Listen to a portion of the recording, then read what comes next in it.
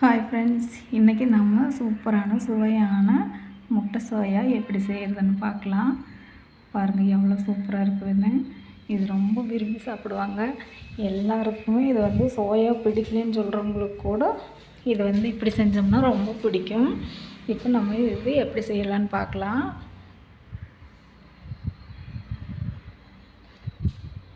முட்டை சோயா செய்யறதுக்கு நான் பாத்திரத்தை அடுப்பில் வச்சு தண்ணி வச்சுருக்குறேங்க.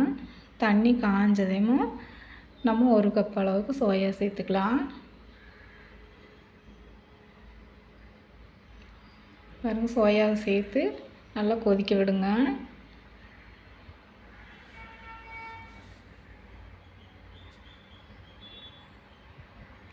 நல்லா ஒரு 2 நிமிஷம் கொதிக்கட்டும். அடுப்பை மீடியமாக வச்சுக்கோங்க, இல்லைன்னா பொங்கி வந்துடும். அடுப்பை மீடியமாக வச்சுட்டு நல்லா கலந்து விடுங்க. இப்போ நம்ம அது 2 நிமிஷம் ஆனது நம்ம அடுப்பை ஆஃப் பண்ணிவிட்டு எடுத்து அலசி தண்ணி சுத்தமாக புழிஞ்சு வச்சிடலாம். பாருங்கள், இந்த மாதிரி சுத்தமாக தண்ணி புழிஞ்சு வச்சுருங்க. இப்போ பாத்திரத்தை அடுப்பில் வச்சு எண்ணெய் விட்டுக்கலாம். நான் கடலை எண்ணெய் விட்டுருக்குறேன். கூடவே சோம்பு சேர்த்துக்குங்க. கடுகு வேண்டாம், சோம்பு சேர்த்துக்குங்க. சோம்பு சேர்த்துட்டு நம்ம கட் பண்ணி வச்சுருக்கிற ஒரு பெரிய வெங்காயத்தை சேர்த்துக்கலாம்.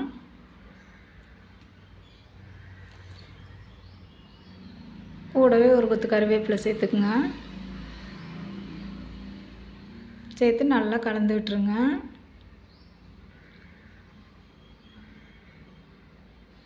வெங்காயம் நல்லா வதங்கட்டும்.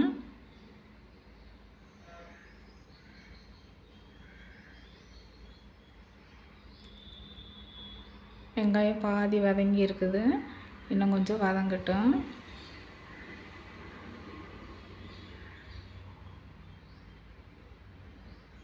இப்போ நம்ம கட் பண்ணி வச்சுருக்கிற ஒரு தக்காளி சேர்த்துக்கலாம். தக்காளி சேர்த்து நல்லா கலந்து விட்டுருங்க.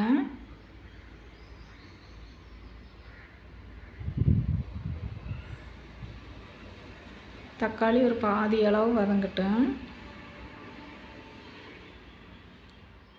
கூட மல்லித்தழை சேர்த்துக்குங்க. சேர்த்து நல்லா கலந்து விட்டுருங்க. இப்போ நம்மளுக்கு தக்காளியுமே பாதி வதங்கிருச்சு.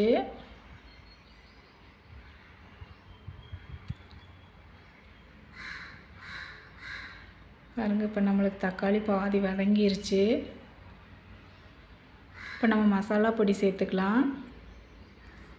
நான் சிக்கன் மசாலா 2 ஸ்பூன், மிளகாத்தூள் 1 ஸ்பூன், மஞ்சத்தூள் 1/2 ஸ்பூன் எடுத்துருக்குறேன். இவ்வளோ நம்ம ஏகமாக தூவி விட்டு நல்லா கலந்து விட்டுக்கலாம். கூடவே உப்பு சேர்த்துக்குங்க. உப்பு சேர்த்துட்டு நல்லா கலந்து விட்டுக்குங்க.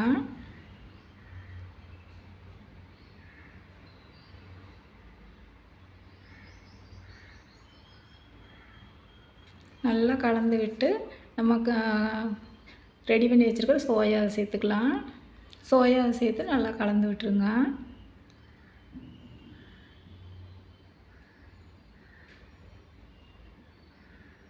இந்தளவு ஃபுல்லாக எல்லாமே கலந்து வர்ற மாதிரி நல்லா கலந்து விட்டுக்குங்க.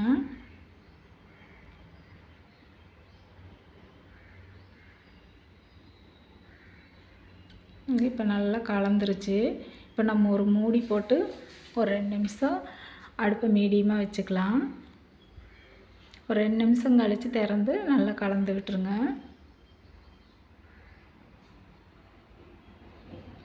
இப்போ கலந்து விடும்போது நம்மளுக்கு இன்னும் கொஞ்சம் ட்ரை ஆகணும். அப்போ தான் அந்த மசாலா எல்லாமே நம்மளுக்கு சோயாவில் பிடிக்கும்.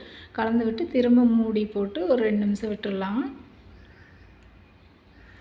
இப்போ நம்ம 2 நிமிஷம் கழித்து எடுத்து நல்லா கலந்து விடும்போது எல்லாமே ஃபுல்லாக ட்ரை ஆகிருக்கும் பாருங்கள்.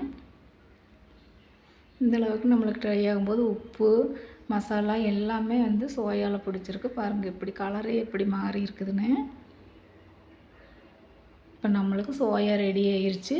இது கூட 2 முட்டை சேர்த்துக்குங்க.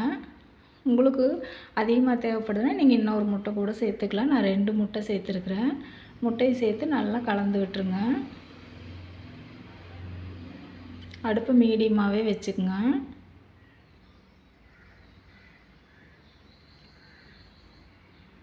பாருங்கள் முட்டையும் சோயாவும் நல்லா கலந்துருச்சு. நம்மளுக்கு இன்னொரு 2 நிமிஷம் அடுப்பை மீடியமாக வச்சு வச்சோம்னா நம்மளுக்கு ரெடி ஆயிரும்.